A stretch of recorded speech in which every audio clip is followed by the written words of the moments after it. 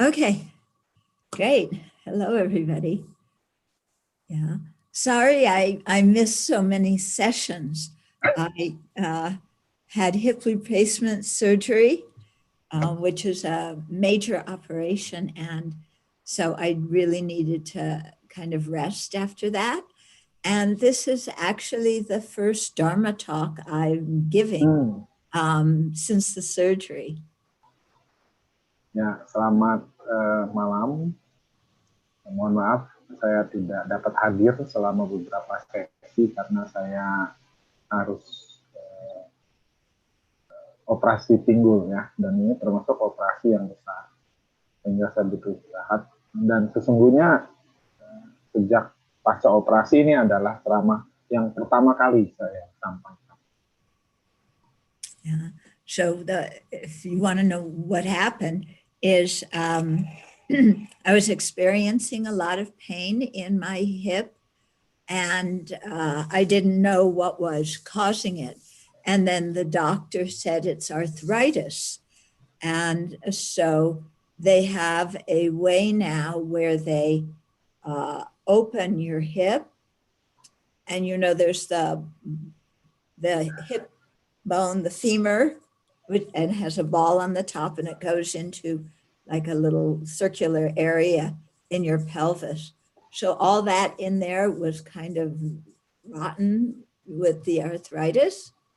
So they had to scrape this out. And then the femur, the bone, they cut, the top off. And then they have a piece of metal that they pound into your bone.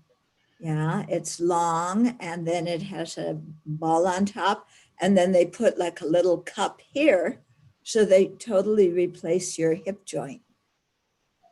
Oh my God. I was like, when I tried to imagine what was happening. So it's so many technical terms, but let me try to explain it simply. Jadi pinggulnya itu dipasang sejenis pen ya. Ya, jadi itu kayak apa sih kalau dibayangin tulang kita kan ada buletannya kayak gitu, terus ada sambungan kan.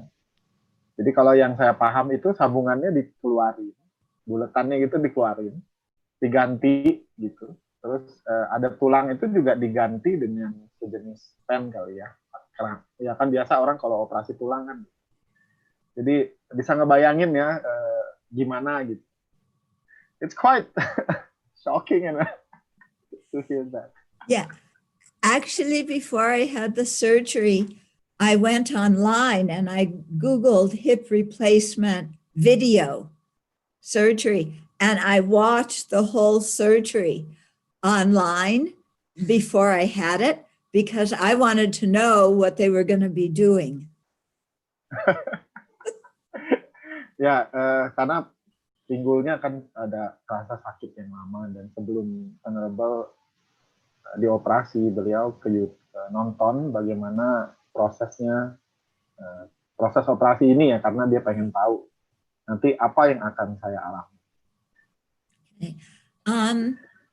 So I stayed one night in the hospital, and then I came back to the Abbey. And I had a very strong feeling after I came back to the Abbey of just appreciation and gratitude for everybody who took care of me.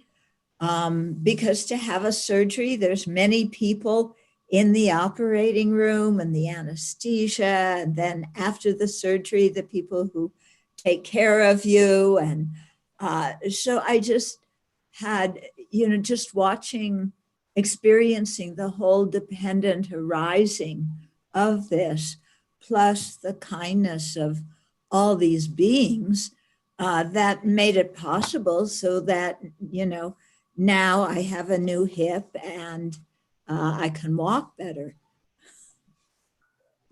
Ya, dan beliau satu malam saja di rumah sakit, kemudian kembali lagi. Dan ada satu perasaan syukur, berterima kasih yang luar biasa atas kerja begitu banyak pihak yang telah menyokong ya, sehingga operasi ini dapat dilakukan. Saya mempunyai pinggul yang baru, dan saya saya dapat berjalan dengan lebih baik. Jadi sungguh-sungguh merasakan kebaikan dan perhatian dari semua makhluk, dan bagaimana konsep kesaling terkaitan ini benar-benar terjadi dan mendukung. And then, you know, when I came back, I couldn't walk by myself.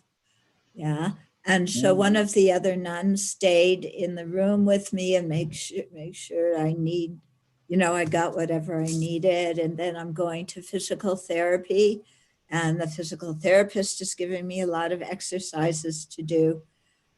They say it takes about a year to heal completely, but within the first 3 months, you get kind of most of your important functions back. But the whole experience for me has really been one of, yeah, like I said, feeling the interdependence and how it takes so many people and so many causes and so much talent for me to have the surgery. And then the kindness of all the people who are taking care of me, you know, before, during, after the surgery. And so it's very much been something that I've applied my Dharma practice to. Ya, dan sekali lagi beliau mengungkapkan rasa syukur karena, dan terima kasih kepada begitu banyak pihak yang telah menyokong dan membantu sebelum operasi, pada saat operasi, dan sesudah operasi. Ya, karena beliau tidak bisa berjalan, ada seorang biksuni yang mendampingi di kamar untuk memastikan bahwa semua kebutuhannya dapat terpenuhi. Beliau juga disarankan oleh dokter untuk terapi ya secara fisik, dan dikatakan untuk bisa sembuh total itu atau kembali normal itu butuh waktu setahun. Paling tidak 3 bulan pertama itu fungsi-fungsi utamanya sudah bisa kembali lagi. Jadi sungguh satu pengalaman yang mengafirmasi yang disebut sebagai kesaling terkaitan, dan ini adalah satu kesempatan bagi saya untuk dapat mempraktikkan apa yang telah saya pelajari di dalam Buddha Dharma. And what I also saw is if your mind becomes very anxious, then you have a horrible experience and you have a lot of pain. If your mind is calm, then there's much less pain, and like I said, you come out of feeling really grateful instead of like you've been assaulted or something like that. Ya, dan ini satu konfirmasi juga ya, kalau pikiran kita itu cemas, itu pasti kepedihan atau rasa sakitnya akan lebih besar. Tapi bila kita mampu menjaga pikiran untuk tenang, maka kita dapat merasakan rasa sakitnya tidak begitu berat ya.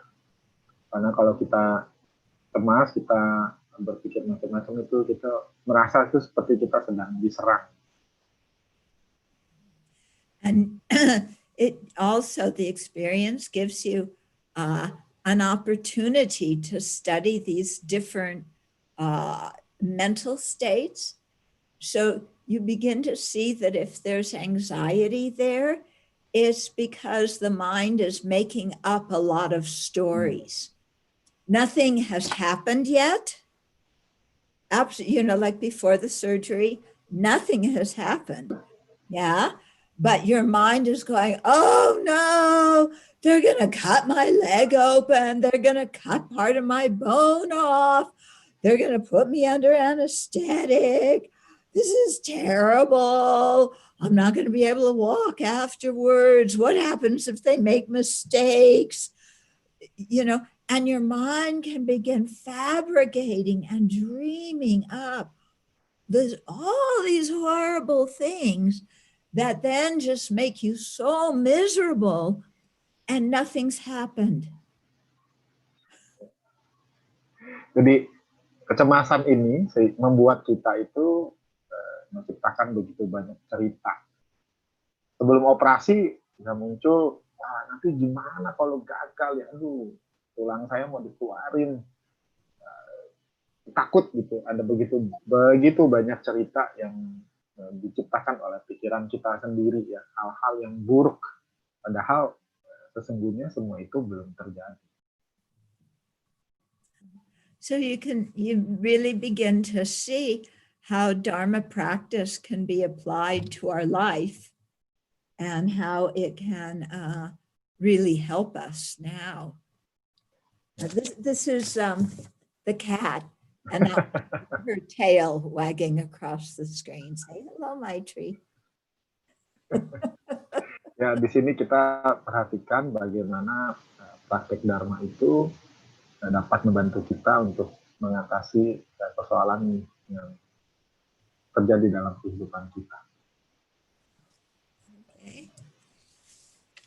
So tonight is the last night of this series of teachings on the 37 practices of Bodhisattvas.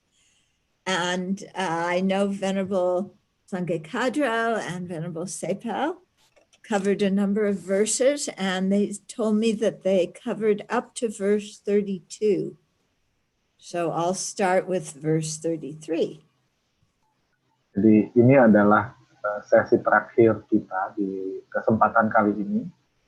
Satu seri ajaran tentang 37 praktik bodhisattva, dan kita sudah bahas hingga syair ke-31, 32, dan oleh sebab itu saya akan lanjutkan ke yang ke-33. So before we actually start, let's generate our motivation and think of the kindness of sentient beings. Yeah. You know, how much our life, not just our health, but food, living accommodation, clothes, education, everything comes due to the efforts of other living beings. Sebelum kita mulai, mari kita tumbuhkan motivasi kita. Mari kita sadari bahwa semua hal dalam hidup kita, bukan hanya kesehatan, pendidikan, pakaian, semua hal itu dapat ada terwujud karena kebaikan dari semua makhluk. And when you feel this kindness, then automatically you want to repay it. And we can repay it by doing things in this life and to help people directly. And we can also repay it by practicing the Dharma, advancing on the path to full awakening, and gaining the skills of advanced bodhisattvas and then of the Buddha, where we can really be of the greatest benefit. Dan Anda munculkan satu sikap bersyukur atas kebaikan mereka, dan kita ingin membalas mereka secara langsung. Kalau kita dapat membalas kebaikan mereka dengan praktek Dharma, dengan latihan-latihan dan aspirasi untuk menjadi Buddha, agar kita dapat memberikan manfaat yang terbaik. So let's make that our motivation for sharing the morning. Mari jadikan itu sebagai motivasi kita berkumpul dan berbagi pada kesempatan ini.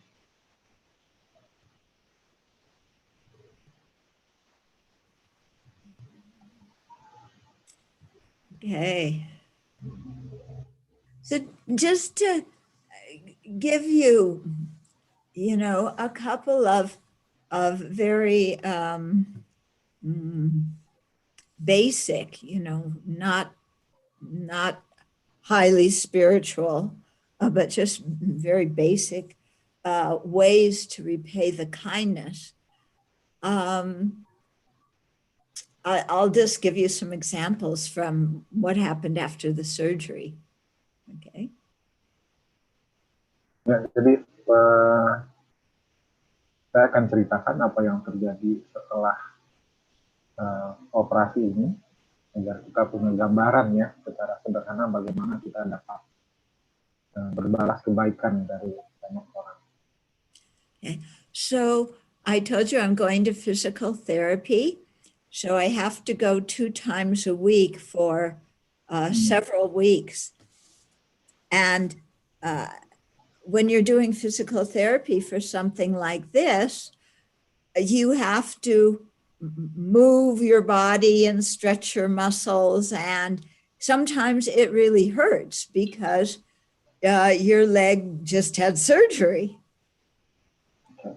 Jadi pasca operasi saya harus menemui terapi fisik untuk melakukan terapi fisik dua kali seminggu, dan di sana saya harus melakukan gerakan badan untuk meregangkan tubuh, dan itu sakit ya, kaki itu rasanya sakit, bayangkan karena Anda baru selesai operasi. So I think, it's so obvious to me how the physical therapist really wants me to get better, really wants me to be able to walk and jump and skip and bow to the Buddha and everything, and then he's working very hard to teach me these exercises and getting me to move and to encourage me, because you don't heal all at once. It takes a while. Yeah. Saya merasakan bahwa terapis saya ini sungguh-sungguh baik. Dia sangat ingin saya dapat sembuh seperti sedia kala, supaya saya dapat kembali berjalan, lompat, ya, dan mengguguk hormat kepada Buddha. Dan dia sungguh-sungguh mengajarkan saya gerakan-gerakan yang dapat saya praktekkan, karena ini kesembuhan ini butuh proses ya, butuh waktu.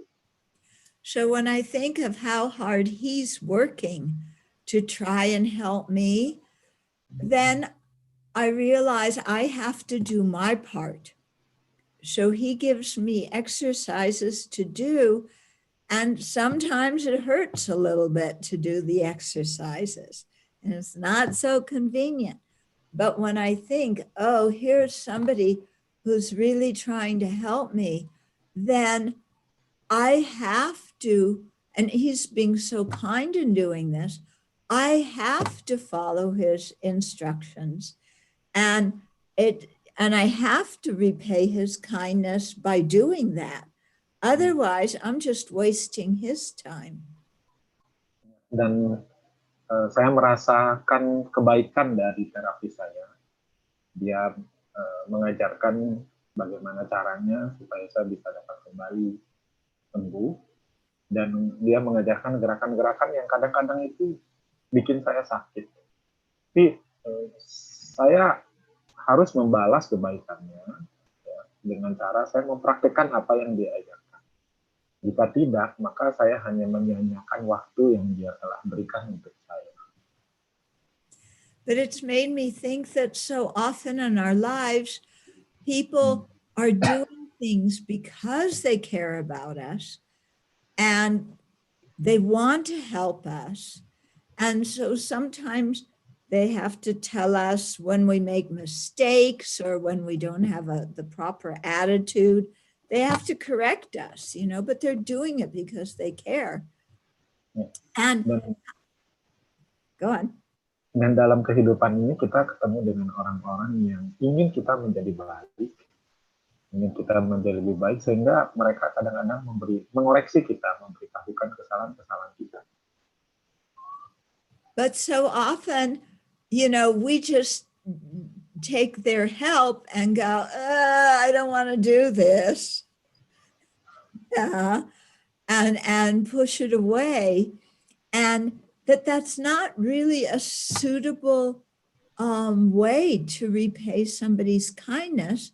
And also we miss out on the benefit of learning from what they're telling us about how we can improve. Dan kadang-kadang kita mengacuhkan ya nasihat mereka, kita anggap itu tidak penting, Dan bukan hanya itu, kita juga akhirnya kehilangan kesempatan agar diri kita bisa menjadi lebih baik. So I was telling this to someone and they said, oh, your example is, the physical therapist and you as the patient. But isn't it kind of like when you're the Dharma teacher and you're trying to help the students and you tell them to, do a daily practice or do a retreat or something, and they go, I don't want to, it's too difficult, I'm busy. Dan ada yang bilang, itu kan karena hubungan Anda sebagai pasien dan terapis. Dan saya menyatakan bahwa bukankah itu sama sebagai seorang guru Dharma yang ingin memberikan nasihat kepada murid-murid untuk berlatih, untuk melakukan praktik, dan murid-muridnya cuma bilang, itu capek lah, susah. So when they said that, I was going, yeah, we are like that towards our Dharma teachers, aren't we? Dan ya, bukankah kita sikapnya seperti itu kepada guru Dharma kita? Yeah. So it's just another reminder, to really contemplate how dependent we are on each other and people's kindness and their good intention to us. And how sometimes we're really very close-minded about all of this, yeah? And we reject instructions and advice that can actually help us. Kalau kita renungkan ya, betapa kita bergantung kepada begitu banyak kondisi, dan kita renungkan juga bagaimana kita kadang-kadang suka seperti itu, kita menolak berbagai petunjuk dan pedoman yang berguna untuk membantu kita, menolong kita. Okay, so let's start looking at the verses. Mari kita lihat. You have the text in Bahasa Indonesian? I do have the one in English. Okay, good. So verse 33 says, reward and respect cause us to quarrel and make hearing, thinking, and meditating decline. For this reason, give up attachment to the households of friends, relations, and benefactors. This is the practice of bodhisattvas. Syair ini berbunyi, penghargaan dan rasa hormat menyebabkan kita untuk berselisih dan membuat mendengarkan Dharma, merenungkan Dharma, dan bermeditasi itu kualitasnya menurun. Oleh sebab itu, tinggalkanlah kemelekatan kepada rumah tangga, kepada sebuah hubungan dan kepada para pendengar. Inilah praktik bodhisattva. Okay. So this is talking about a situation where we and maybe our other friends, we want something from other people. We want reward. We want them to give us material things or money or something like that. Or we want them to respect us and praise us and tell other people how wonderful we are. And when we're attached to those two things, to receiving material possessions or receiving respect and like that, then our mind is very involved with the 8 worldly concerns that care only about the happiness of this life. We talked about the 8 worldly concerns in one of the early teachings. Jadi ini berhubungan dengan kemelekatan kepada pemberian dan kepada rasa hormat ya, dan ini hanya akan membuat kita semakin melekat kepada 8 kondisi duniawi, di mana kita hanya mau mendapatkan yang baik-baik saja. Dan ini sebuah nasihat agar tidak menginginkan pemberian secara materi dan rasa hormat, ya, di mana orang membicarakan tentang hal-hal yang baik tentang kita dan pemberian berhubungan dengan hal-hal yang sifatnya materialis. So when we want people to give us material things or respect, then we put on a big show for them of how knowledgeable we are, how talented we are. It's kind of, when you go for a job interview, how you talk about yourself. Oh, I know this, I know that. Even if you don't know it, you say, I don't know it, but I learn things very quickly. I'm very talented, and so you boast about yourself. So to create this image so that people will give you what you want. Jadi jika ini dilakukan, yaitu kita ingin mendapatkan pemberian dan pujian, maka kita sebenarnya sedang membuat sebuah pertunjukan saja, ya. Semata-mata agar orang memberikan kepada kita hal-hal yang kita inginkan. Ini kurang lebih sama seperti ketika seseorang dalam wawancara kerja di mana dia menyombongkan atau melebih-lebihkan hal-hal yang dia miliki, dan bahkan bila dia tidak mengetahuinya, dia akan bilang saya akan belajar dengan cepat. Jadi ini adalah sebuah kondisi yang harus dihindari, yaitu menginginkan pemberian dan gratifikasi. Okay. So when we're thinking like this, our Dharma practice of hearing teachings, thinking about them, meditating on them, we don't care about Dharma anymore. We're just thinking about money and respect and how I can get these good things. And so our whole Dharma practice really degenerates. Dan bila ini diteruskan, maka yang dipikirkan hanyalah bagaimana saya dapat memiliki atau mendapatkan semua hal-hal materi. Ini membuat praktek Dharma kita menjadi melemah, ya, karena kita tidak lagi serius di dalam mendengarkan, merenungkan, dan memeditasikan ajaran. So the advice that Togme Zampo gives us is to give up attachment, to the households of friends, relations, and benefactors. In other words, when we want something from people, we usually want it from family members or friends or benefactors, yeah? And so we get very attached to their houses. We compete with all of our friends for who can look the best so that the people give us something.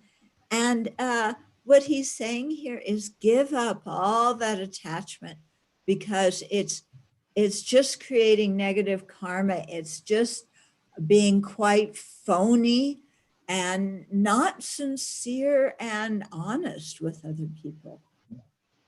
Ya, disarankan untuk kita meninggalkan kemelekatan, ya, kepada keluarga, kepada hubungan, dan kepada para pendonor, karena kita menjadi orang yang tidak tulus. Kita menjadi orang yang tertentu, ya. Perhatikan bagaimana jika kita menginginkan sesuatu dari orang lain, kita berusaha untuk mendekat, kita berusaha untuk dapat menunjukkan kualitas diri kita yang terbaik. Dan disarankan untuk dilepaskan. Okay, so it's very good advice, because especially if we're trying to be Dharma practitioners, we should be straightforward and sincere and not boastful. Untuk praktek nasihat ini sangat tepat untuk para praktisi Dharma, ya, untuk mengingatkan kita supaya jujur, supaya apa adanya, dan tidak menyombongkan diri. And always remember that we're the servant of other people. And so we should not manipulate people to get what we want out of them. Dan ingat bahwa kita adalah pelayan untuk orang banyak. Jangan lakukan hal-hal yang dapat menipu mereka, sehingga mereka memberikan sesuatu kepada kita. So the Tibetans tell one story of a meditator who was, in his retreat place. And he knew his benefactor was coming that day. And so, of course, he wanted his benefactor to bring some good food and some more blankets and some money and da, da, da, da, da. So the meditator on his altar, he made all these beautiful offerings. He cleaned his room. He set up everything so nice so that when the benefactor came, the benefactor would think, oh, this person is such a highly realized, fantastic Dharma practitioner. So he got it all set up like that. And then he realized what he was doing. Yeah, that he was just cheating, basically, and manipulating. And he took a handful of dirt and he threw dirt all over his altar. And there was a bodhisattva who had psychic powers who saw that and said that was the best offering he made. In other words, all the beautiful things were not really an offering to the three jewels because he didn't have a good motivation. But when he threw the dirt, he was showing that he had regret for his bad motivation. And so that was a very beautiful Dharma action. Oke. Ada sebuah kisah di Tibet tentang seorang meditator di mana dia mendengar bahwa seorang pendonornya akan datang dan seperti biasa dia mengharapkan Dharma yang besar ya, makanan yang enak, kemudian selimut yang tebal. Jadi pada hari itu dia mengatur segala sesuatunya dengan begitu indah. Dia bersihkan ruangannya, altarnya dikasih persembahan yang bagus. Dan pada saat dia melakukan itu, dia sadar, meditator ini sadar bahwa dia sesungguhnya sedang berbohong. Kemudian dia mengambil debu ya, atau kotoran gitu, dia lemparkan ke altar. Jadi tempat itu kotor lagi. Dan ada seorang bodhisatwa yang mampu melihat, punya kekuatan, dan bodhisatwa ini mengatakan bahwa itu adalah persembahan terbaik yang kamu pernah lakukan. Mengapa? Karena pada saat dia memberikan persembahan atau melemparkan debu itu, dia melakukannya karena dia sadar bahwa itu adalah hal paling tulus yang dia pernah lakukan. Okay, then the next verse. Harsh words disturb the mind of others and cause deterioration in the bodhisattva's conduct. Therefore, give up harsh words which are unpleasant to others. This is the practice of bodhisattvas. Ayat 34 berbunyi, kata-kata yang kasar itu mengganggu pikiran orang lain dan menyebabkan perbuatan seorang bodhisattva itu menjadi berkurang manfaatnya. Oleh sebab itu, tinggalkanlah kata-kata kasar, kata-kata yang tidak menyenangkan untuk orang lain. Inilah praktik bodhisattva. So harsh words. Anybody here ever speak harsh words to other people? Yeah. Oh, only 2 people. Ada yang tidak pernah ngomong-ngomong kata kasar ke orang lain? Here, huh? Cuma 2 orang yang tidak pernah. Yeah. The rest of you have perfect, pure speech, very kind to others, huh?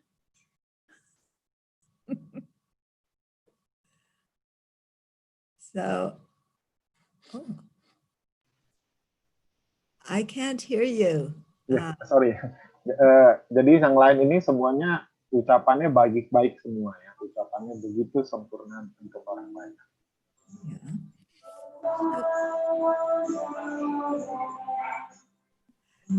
We make fun of other people. We criticize them. We humiliate them in front of other people. Yeah. We shout at them or scream at them we scold them, we ridicule them. So there are lots of different ways to use harsh words. We insult them. Jadi terkait dengan kata-kata yang kasar, ada banyak hal yang dilakukan, misalnya kita marahin, kita kata-katain di depan umum, kita berbagai macam perilaku yang menunjukkan bahwa kita menggunakan kata-kata yang kasar kepada orang lain. So when we are not careful with our words, when we are very heedless and don't have any mindfulness and just say whatever we want to somebody, it deteriorates our own practice, because we're creating a lot of negative karma through this kind of speech. Ya, ketika kita tidak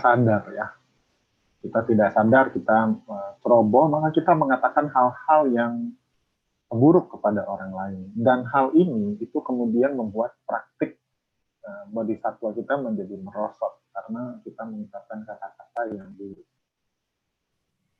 Okay, so our practice deteriorates. We create negative karma.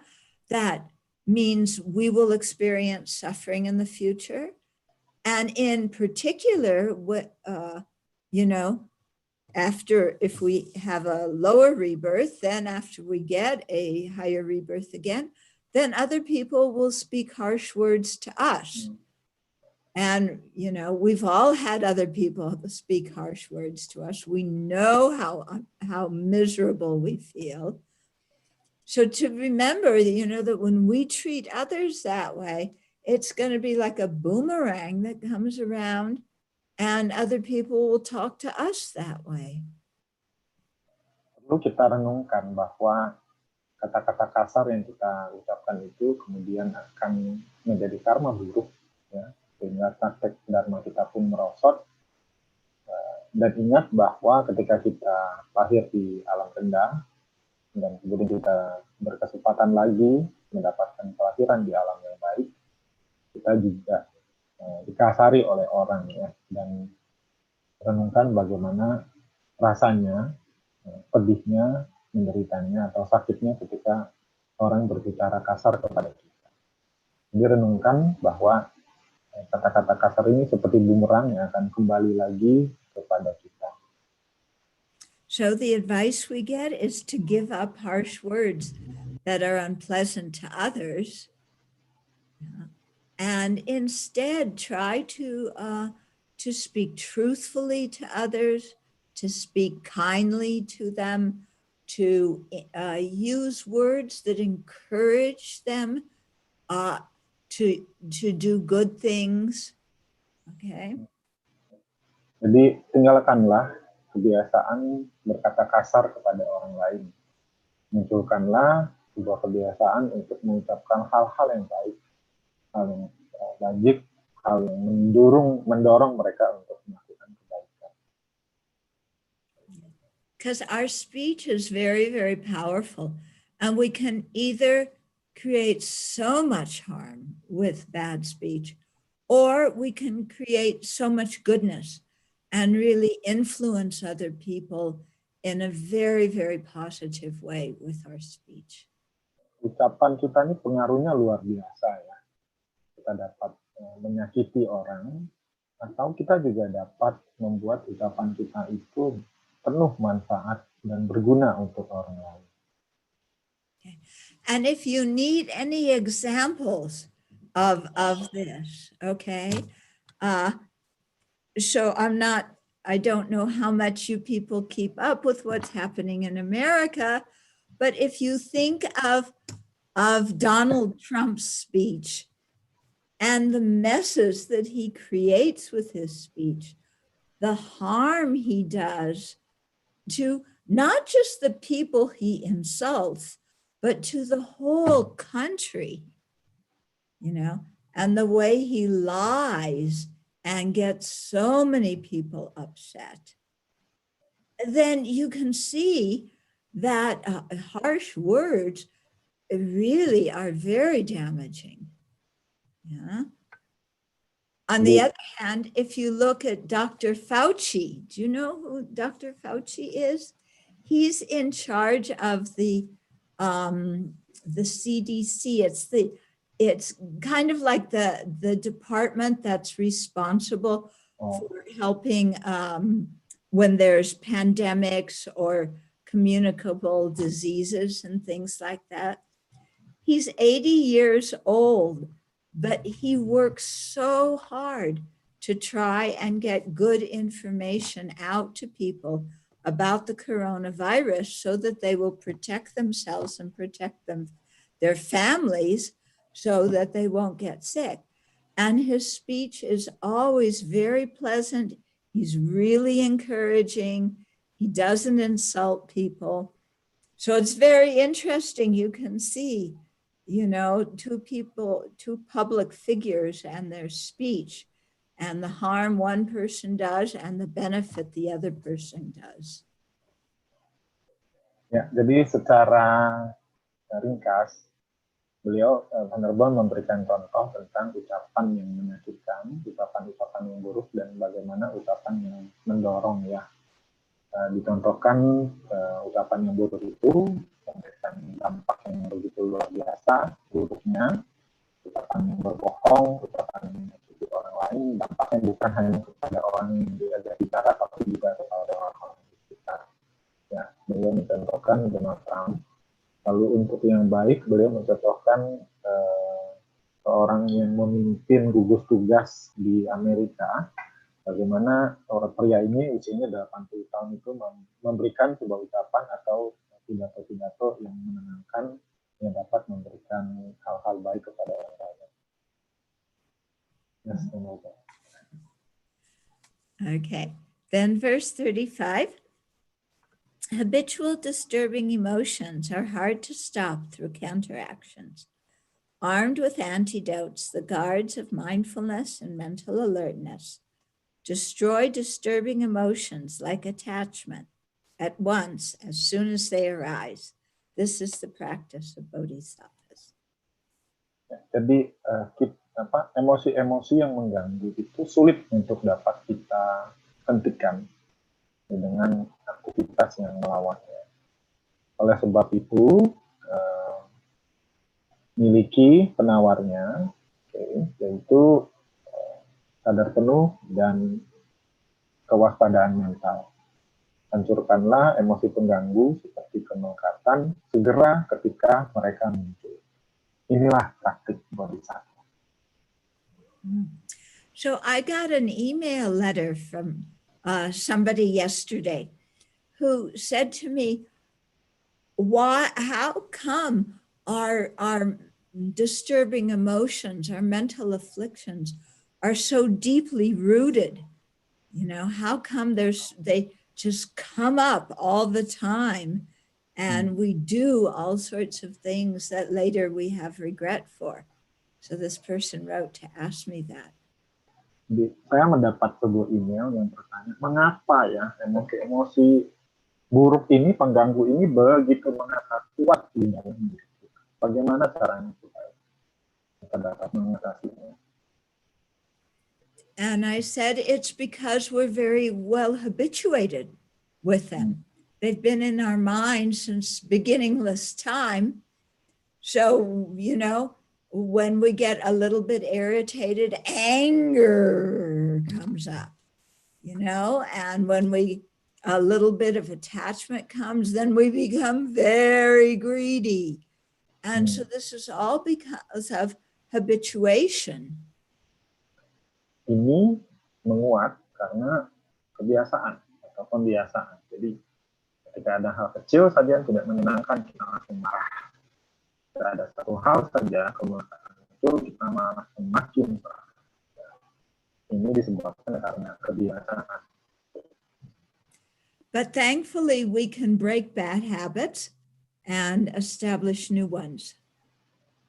Untungnya kita dapat mengubah atau menghancurkan kebiasaan tersebut dan membangun kebiasaan yang baru. So what helps us do that? The verse says the guards of mindfulness and mental alertness. Bagaimana caranya? Yaitu dengan sadar penuh dan kewaspadaan secara mental. Okay. So mindfulness can have several different meanings depending on the context. Here, one meaning is that we remember our aspirations. We remember that we want to act in a kind way. We remember that we want to keep our precepts. Okay. Sadar penuh, Mindfulness can have this meaning of memory that helps us go in the right direction. sadar penuh punya banyak makna. Salah satunya adalah sebagai pengingat bagi kita bahwa kita akan menuju ke arah yang tepat. Sadar penuh ini mengingatkan kita akan aspirasi kita, akan kebaikan kita, dan akan tujuan yang ingin kita capai. And mental alertness is another mental factor that monitors our body, speech, and mind. It's the one that kind of surveys and says, okay, what am I thinking? What am I feeling? Yeah. What am I saying? Am I speaking kindly or am I being really obnoxious? What's my body doing? You know, is my body in the posture that it should be, or am I just, you know, being very sloppy or inconsiderate with my physical actions? So yeah, the mental alertness kind of, it monitors our body, speech, and mind. Jadi kewaspadaan mental ini, ya tahu, alert itu kayak semacam penanda ya. Jadi dia itu berfungsi sebagai yang mengawasi apa yang sedang terjadi di dalam pikiran, ucapan, dan perbuatan kita. Dia mengetahui apakah kita sedang mengucapkan hal-hal yang buruk atau mengucapkan hal-hal yang baik, atau dia juga tahu apakah tubuh kita posturnya benar, tepat, atau kita sedang dalam kondisi malas. Jadi mental alertness ini sejenis yang mengawasi apa yang terjadi, apa yang sedang ada di dalam pikiran, ucapan, dan perbuatan kita. So when mental alertness sees that our body, speech, or mind is not where it should be, and we're thinking rotten thoughts or saying bad, speaking poorly to others or whatever, then mindfulness helps us remember how we want to act. Okay. Dan kewaspadaan mental ini, ya, dia yang mengetahui apakah kita sedang mengucapkan hal yang buruk atau tidak. Nah, dan sadar penuh ini mengingatkan bahwa kita sesungguhnya ingin melakukan. Okay. And then we practice whatever antidotes we need to practice to rebalance our actions. So if our mind is greedy, we remember impermanence. If our mind is angry and resentful, we remember kindness and love and compassion. So we practice one of the antidotes and then get our body, speech, and mind going in the direction that is virtuous, that we wanted to go in.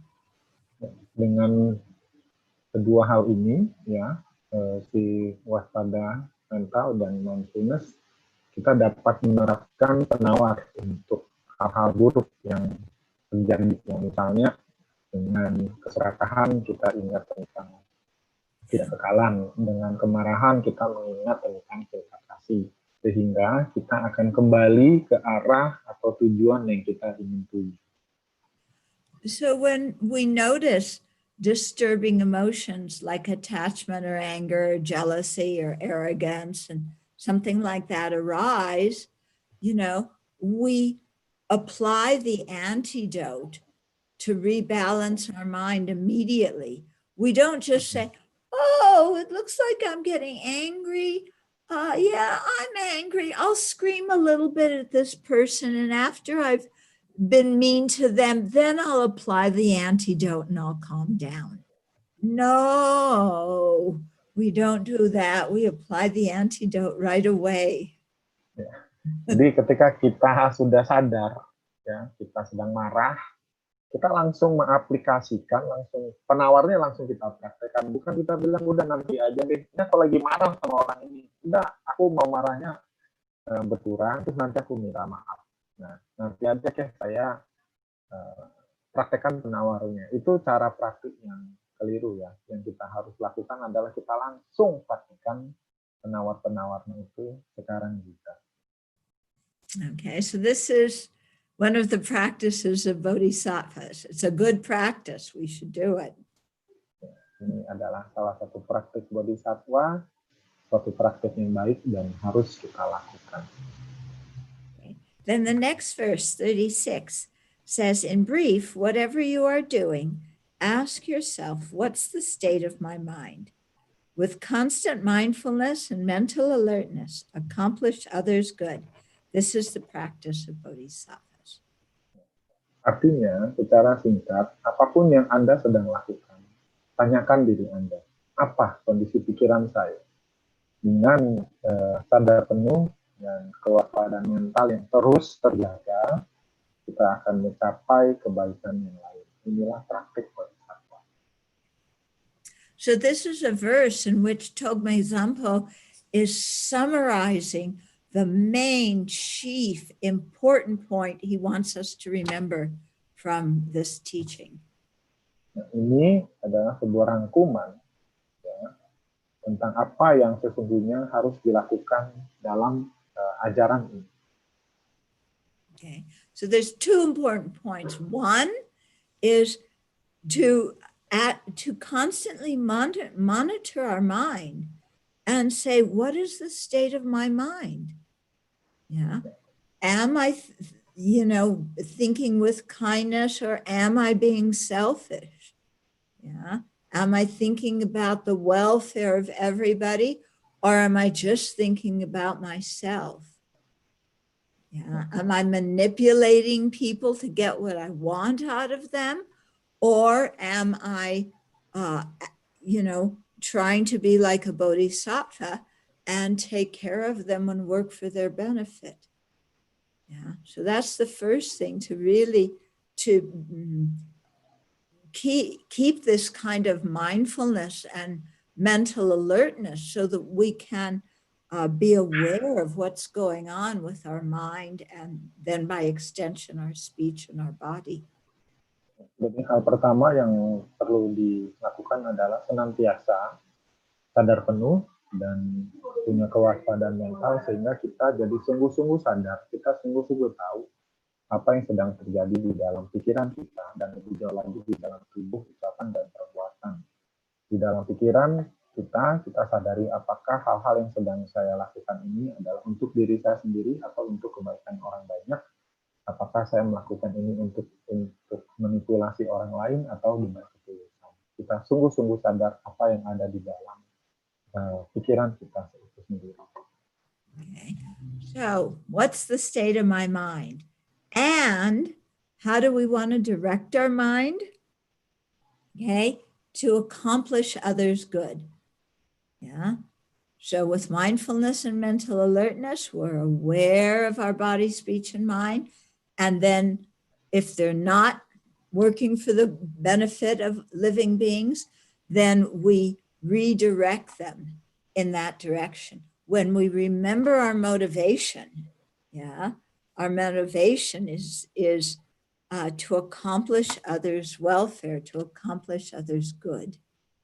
Dan dengan sadar penuh dan kewaspadaan mental ini, kita jadi mengetahui kondisi pikiran saya tuh seperti apa yang saya sedang pikirkan, ucapkan, dan lakukan. Dan dengan mengetahui, kita jadi tahu apakah saya sedang menuju atau saya sedang berada di arah yang tepat. Bila tidak, maka kita kembalikan ke arah yang tepat, yaitu demi kebaikan dan semua orang. Okay. So all these verses that we've gone through for so many weeks, this is the real point, and there's so many scriptures and sutras talking about the bodhisattva practices, but if you want to abbreviate all of them, this is the abbreviation. Di syair-syair yang telah kita bahas beberapa minggu sebelumnya ini mengkerucut ya kepada syair 36. Sorry. Jadi bila Anda ingin mencari ringkasannya, maka di syair inilah apa yang sesungguhnya harus sungguh-sungguh dipraktekkan. Sebuah ringkasan yang cukup. Okay. And then the last verse 37, says to remove the suffering of limitless beings, understanding the purity of the three spheres, dedicate the virtue from making such effort to awakening. This is the practice of bodhisattvas.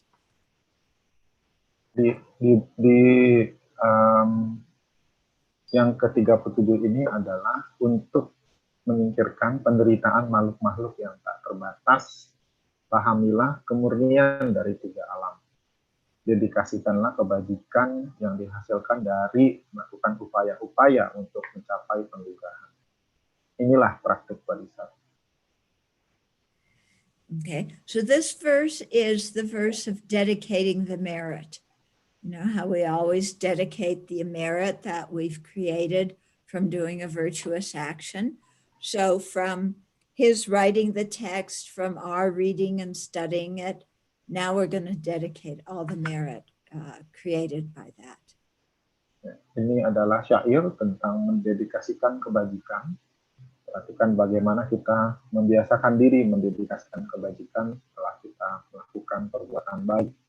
Dan demikian juga dengan syair ini yang telah ditulis, dipelajari, kemudian dipraktikkan. And so what are we going to dedicate the merit for? Yeah, we want to remove the suffering and misery of all sentient beings. We want to be able to bring them not only temporal happiness in this life and in samsara, but the ultimate happiness of spiritual realizations and Buddhahood. Untuk apa mendedikasikan? Yaitu untuk menyingkirkan penderitaan banyak makhluk dan ingin membuat mereka bahagia, mencapai kebahagiaan tertinggi, dan juga demi agar mereka mampu mencapai aspirasi kebuddhaan. Okay, so we're doing this. How are we going to accomplish the welfare of others? Well, we've got to improve ourselves. So that means we want to attain Buddhahood. We want to accomplish all the bodhisattva paths and grounds. And so we dedicate all of our virtue from this to attain full awakening for the benefit of all beings. Bagaimana kita berupaya untuk dapat membawa kesejahteraan bagi banyak makhluk, ya, yaitu dengan membantu mereka untuk bebas dari samsara, dan untuk mencapai itu maka kita beraspirasi untuk dapat mencapai kebuddhaan. So dedication like this is actually a practice of generosity. We're giving our merit, we're giving our virtue. Dan ini kita mempraktikkan memberikan kemurahan hati kita, memberikan kebajikan-kebajikan. So this is a nice practice to do at the end of the day. Yeah, when you just lie down to go to sleep or just before that, and really review the day, rejoice at the merit you created, rejoice at the goodness that you saw in the world and that the virtuous things that you saw other people do, and then dedicate all of that for the awakening, not only of yourself, but of all living beings. Dan ini dapat dilakukan ya di malam, kita dapat merenungkan kebaikan yang telah dilakukan dan juga kebaikan yang dilakukan oleh orang lain, sekaligus juga kita dedikasikan untuk penggugahan kita dan perubahan semua. And then when we dedicate, we aren't just, saying, may it ripen this way.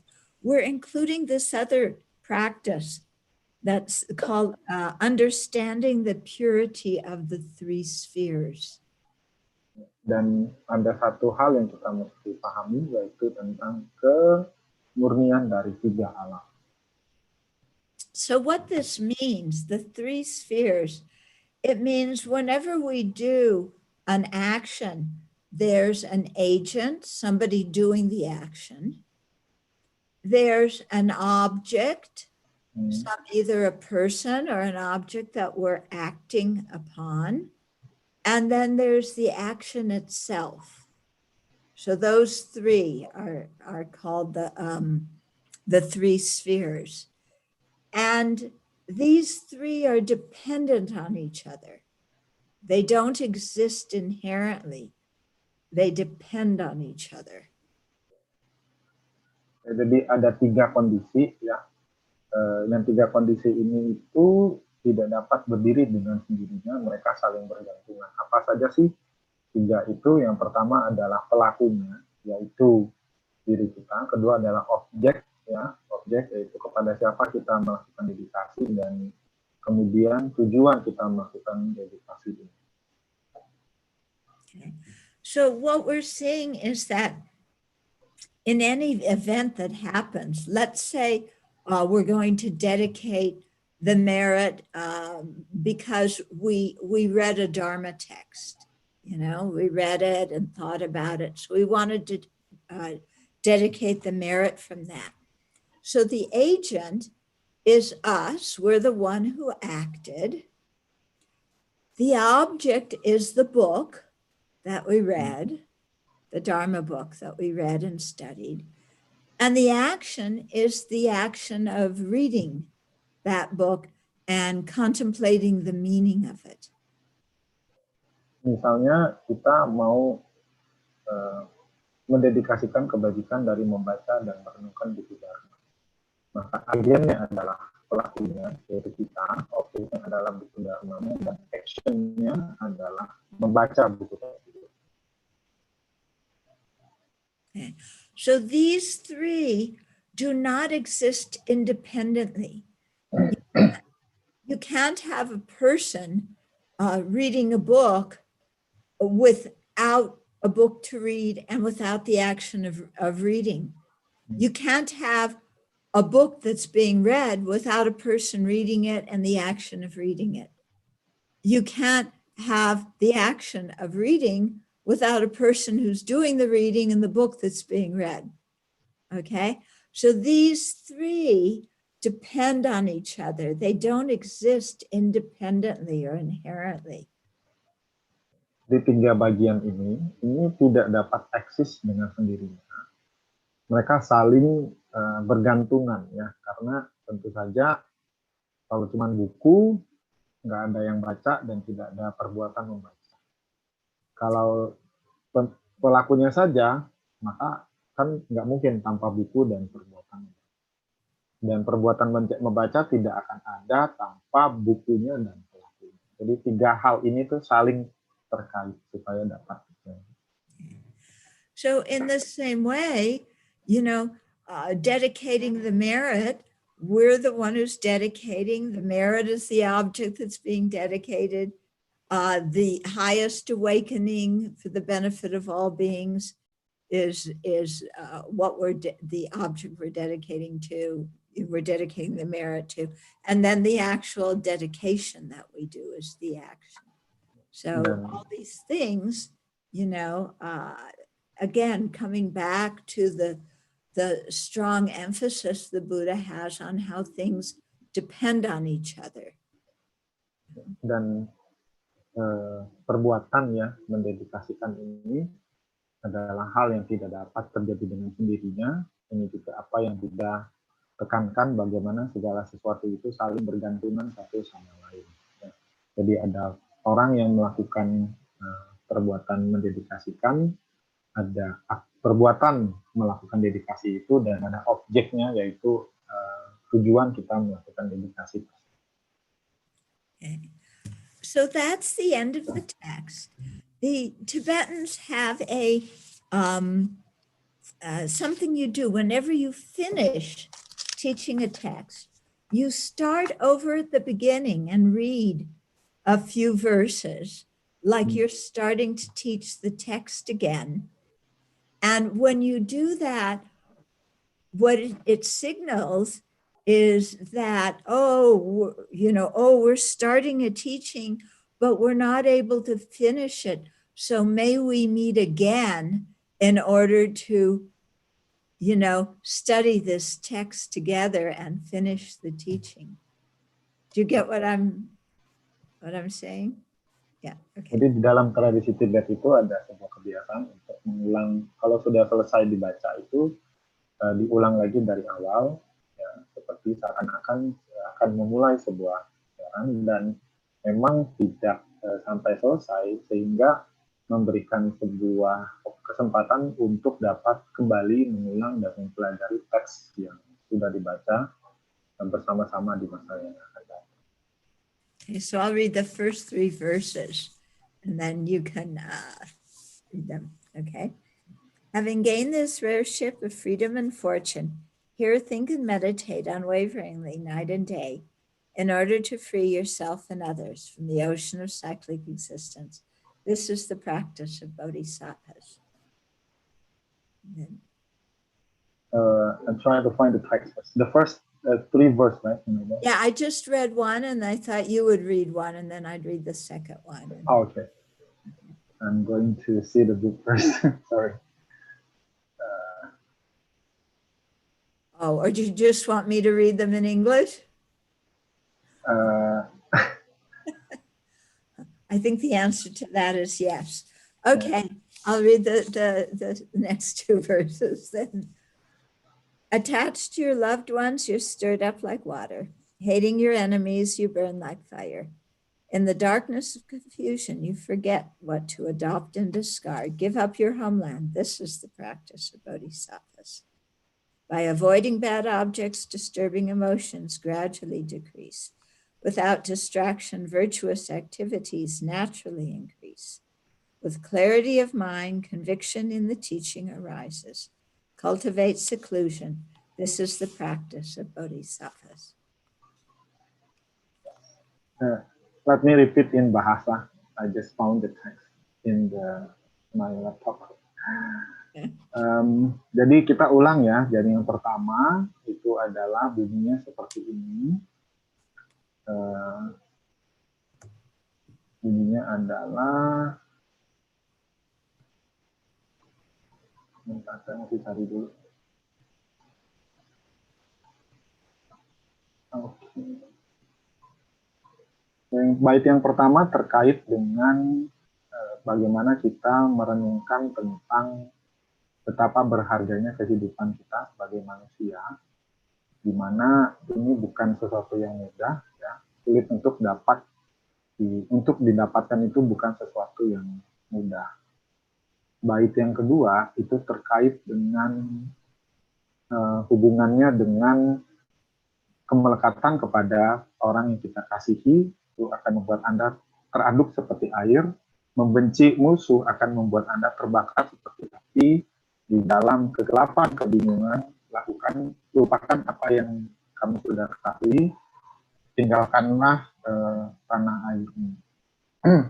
Kemudian di bait yang ketiga itu kita mendapatkan sebuah aspirasi, yaitu untuk bergantung kepada kesunyian dengan menghindari objek-objek buruk. Emosi mengganggu pelan-pelan akan berkurang. Tanpa gangguan, perbuatan baik akan meningkat. Dengan pikiran yang jernih, keyakinan kepada ajaran akan meningkat. Tumbuhkanlah sunyi, inilah praktik baik. Good. Okay, so we have a few minutes for questions and maybe answers. Yeah, we do have some questions in the text. Let me try to read for you. Yeah, it says that we have to leave or abandon attachment to household with our partners and etc. So how is it how can we practice not being attached when we are married, we have husband and we have children? How do you see this from this point of view? Okay. Well, like the text said, you use mindfulness and mental alertness to notice if if attachment is coming and if you're having unrealistic expectations of your loved ones. Because when you have that attachment and unrealistic expectations, then that lays the ground to get angry at them when they don't fulfill what you want them to do. So, Ya, dengan kesadaran mental dan sadar penuh kita mengetahui ya, kemelekatan dan ekspektasi yang berlebihan ya yang kita harapkan dari mereka. Karena kadang-kadang kalau tanpa menyadari itu maka akan muncul kemarahan kepada mereka karena kita mengharapkan hal-hal yang mereka harus lakukan kepada kita. okay. So you know, keep that in mind. And, you know, when you see that you're getting unrealistic expectations and then getting irritated because they're not doing what you want, or when you're clinging to them and being too possessive, you know, you notice these things which cause friction in the family and in the relationships. And then you apply the Dharma antidotes to those to just settle your mind down. And then, you know, you can behave in a kind way to the people that you care about the most. Jadi dengan sadar penuh ini dan kewaspadaan mental, kita jadi tahu bahwa kita punya harapan yang berlebihan kepada mereka atau bahkan kita begitu terikat kepada mereka. Dengan kesadaran ini kita dapat mempraktekkan penawar-penawar yang akan membantu kita untuk dapat membangun sebuah hubungan yang baik dengan orang-orang yang kita kasihi. Okay, so we get the response from the person who asked this question. She said, it's not about high expectation, but only some standard duties that they cannot fulfill. And it is true that it becomes the cause of my anger. I couldn't hear you very well. Could you say it again? The response is like this. It's not about high expectation. I simply expect the person to do some standard duty, standard responsibility. But the person cannot fulfill what I want. And you are right that it becomes the foundation or the cause of the anger. Mm-hmm. So it's not about the high expectation, but only simple duties. Well, you know, responsibilities. this is difficult because it seems like it's not high expectations. Okay. But maybe from the other person's viewpoint, it seems like high expectations. That's one thing. Okay. Second thing is, did you talk with the other person about these expectations, and did they agree to fulfill them or not? Or did you just go into the relationship expecting that person to fulfill these expectations without really asking them, you know, is this something you want to do? Is this something you can commit to? Ya, jadi persoalannya bukan ini harapannya tinggi apa tidak, karena apa yang kita anggap tinggi atau kecil mungkin berbeda dengan orang lain. Kemudian apakah kita juga sudah mengkomunikasikan keinginan kita? Jangan-jangan kita berada dalam sebuah hubungan di mana kita menuntut orang lain untuk dapat melakukan apa-apa yang kita inginkan. Okay. Because lots of times we just assume things. We don't ask. Yeah. Karena sesungguhnya kita sering sekali ya alih-alih bertanya, kita malah membuat sebuah asumsi ya.